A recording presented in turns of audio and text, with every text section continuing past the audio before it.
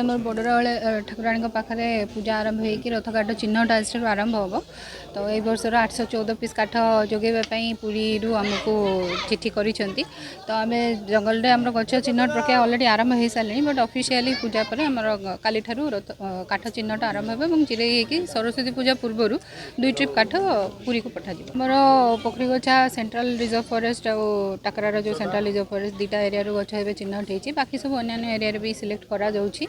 ता छड़ा अन्य जो डिवीजन माने हमर गत किछि वर्ष हलाणी जोगे आछन तांको मध्ये चिठी करा हैछि से मान मध्ये निज एरिया रे सिलेक्ट करछन। देखंतु महाप्रभुंकर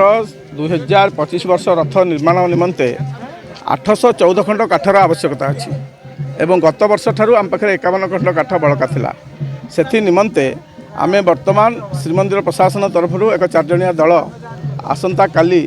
आमे आसी माଳ महाप्रसाद लगी लुगा पतनी खंडुआ इत्यादि आनी आमे नयागढ़ में पहुँचीलु एवं आज सकाळु सेठर आसी माँ बड़राव पीठ में पहुँचलु वर्तमान सेठारे पूजा अर्चना करा जाउची ए पूजा अर्चना शेष पर जंगल को जाई रथ काठ चिन्हट करा जिवो एवं पर्यायक्रमे रथ काठ कटा जाई रथ खड़ा एवं कर्तकाल जाई पहुँच नयागढ़ एवं घुमसर नॉर्थ साउथ एवं बौद्ध जिलूर जावाई स्थिर होती सरस्वती पूजा 4 दिन पूर्व जमती है रथ 2 ट्रिप काठ जाकि पुरी श्रीमंदिर ठारे पहुँचब एवं सरस्वती पूजा दिन